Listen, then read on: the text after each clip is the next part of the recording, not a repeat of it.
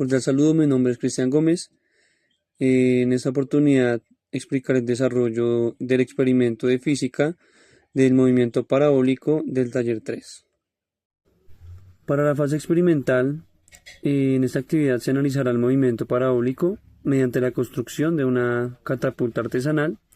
Durante el proceso se recopilarán fotografías y videos de tanto de la elaboración como de los experimentos, los cuales se usarán como evidencia para el informe final.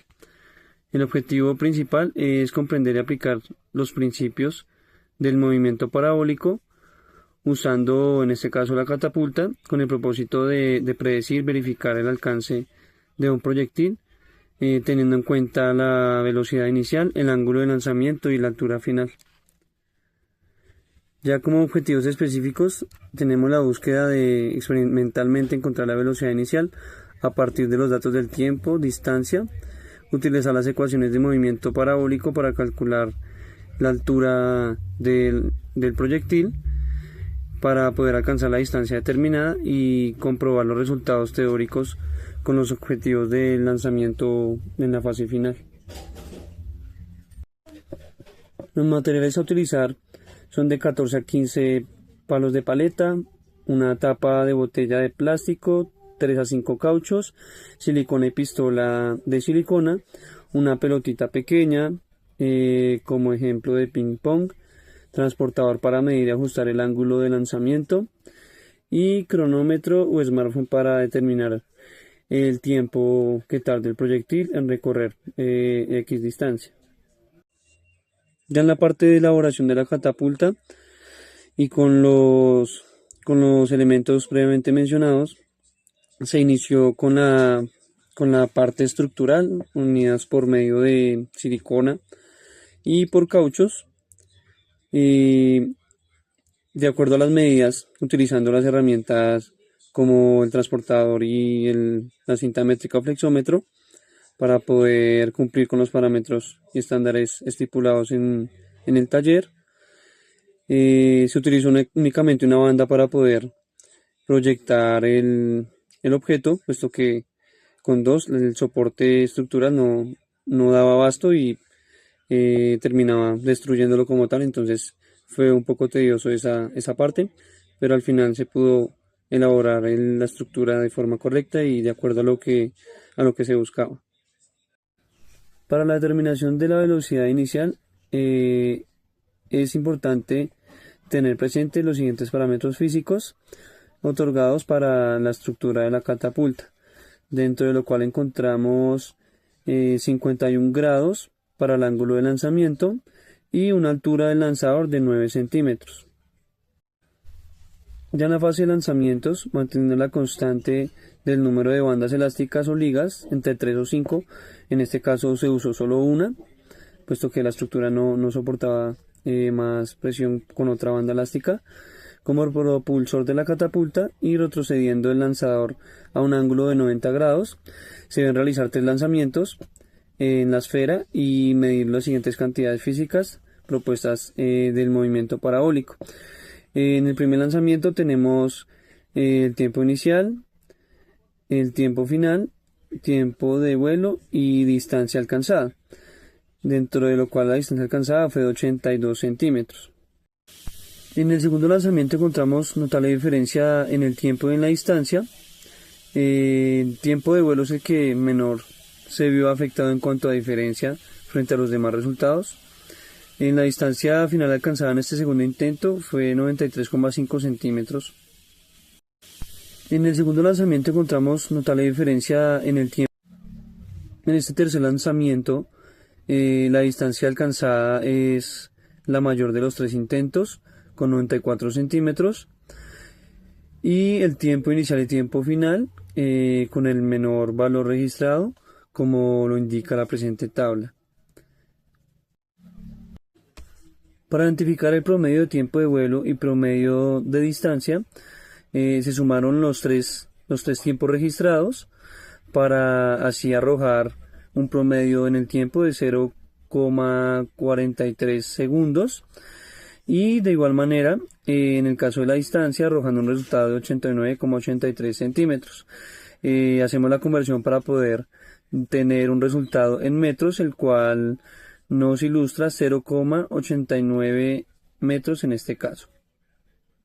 El movimiento parabólico resulta desde la superposición de los movimientos rectilíneos uniforme y variado, donde fácilmente puede calcularse la velocidad inicial de la esfera, tomando como referencia el movimiento de la sombra que proyecta sobre el suelo, la cual se reemplaza a velocidad constante sobre el movimiento rectilíneo uniforme. Entonces tenemos la ecuación promedio de distancia es igual a velocidad inicial por coseno de teta por promedio de tiempo de vuelo. Entonces, despejando la velocidad inicial, se obtiene que la velocidad inicial es igual al promedio de distancia sobre el promedio de tiempo de vuelo por coseno de teta. Reemplazamos valores y tenemos que la velocidad inicial es 0,8983 sobre 0,439 por coseno en este caso que son 51 grados, para arrojar como tal el resultado de 3,2516 metros sobre segundo. En la segunda parte del reto, cálculo de la altura inicial de lanzamiento para alcanzar la distancia objetivo. Se deben utilizar las ecuaciones del movimiento parabólico para calcular la altura inicial a la que debe elevarse la catapulta, de modo que la bolita alcance la distancia del objetivo. Entonces tenemos que primero el eje horizontal, en él se presenta un movimiento rectilíneo uniforme, es decir, un movimiento con velocidad constante. En este caso tenemos que x es igual a la velocidad inicial por el coseno del ángulo o de teta multiplicado por el tiempo. Entonces en este caso significa que en el eje horizontal este recorrido depende directamente de qué tan rápido se lanza el objeto, del ángulo de lanzamiento y el tiempo en el que permanece como tal en el aire.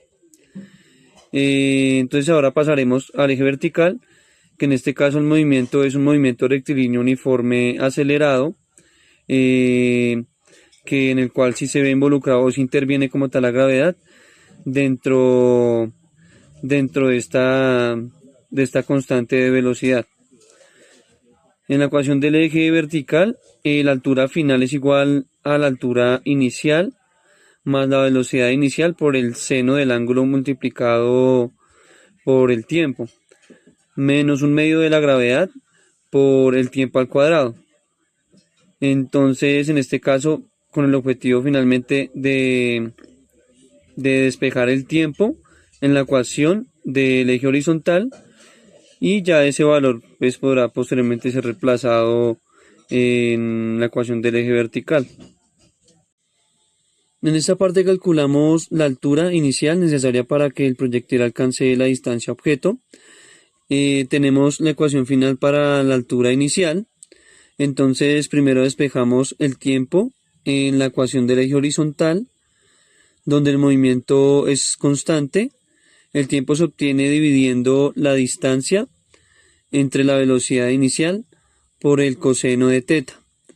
Luego ese tiempo lo sustituimos en la ecuación del eje vertical, donde sí actúa la gravedad, y posterior a ello simplificamos la expresión. Obtenemos una fórmula donde la única incógnita sería la altura inicial. Finalmente reemplazamos los valores y encontramos que la altura necesaria aproximadamente 0,56 metros, es decir, 56,47 centímetros. En esta parte calculamos la altura inicial necesaria para que el proyectil alcance la distancia objeto. Tenemos la ecuación final para la altura inicial. Entonces primero despejamos el tiempo en la ecuación del eje horizontal, donde el movimiento es constante. El tiempo se obtiene dividiendo la distancia entre la velocidad inicial por el coseno de teta. Luego ese tiempo lo sustituimos en la ecuación del eje vertical, donde sí actúa la gravedad, y posterior a ello simplificamos la expresión. Obtenemos una fórmula donde La única incógnita sería la altura inicial. Finalmente reemplazamos los valores y encontramos que la altura necesaria aproximadamente 0.56 metros, es decir, 56.47 centímetros. En esta parte del experimento comparamos la distancia teórica de la distancia real obtenida en el experimento. Para ello utilizamos la fórmula del porcentaje de error, que consiste en restar el valor experimental al valor teórico, dividirlo entre el valor teórico y multiplicarlo por 100. Al reemplazar estos datos obtenemos una diferencia mínima entre 1,4 metros y 1,38 metros. Finalmente, el porcentaje de error calculado es aproximadamente de 1,43%, concluyendo esto como resultado que el experimento fue bastante preciso, ya que el error es muy bajo. Ya para la parte de conclusiones, como tal encontramos que el experimento permitió comprender de manera práctica el movimiento parabólico como la combinación de un movimiento horizontal uniforme y uno vertical acelerado por la gravedad. A partir de los lanzamientos realizados se calcularon valores como el tiempo de vuelo, la distancia, la velocidad inicial del proyectil, en este caso la bolita, lo que permitió pues aplicar las ecuaciones teóricas propuestas. Los resultados como tal demostraron que la altura estimada de la catapulta permitía alcanzar casi exactamente la distancia objeto, obteniendo un valor real muy cercano al que se esperaba, y la pequeña diferencia entre lo teórico y lo experimental se pudo ver por factores como la resistencia al aire y posibles imprecisiones en las mediciones que pudieron haber afectado como ese 100% del resultado esperado.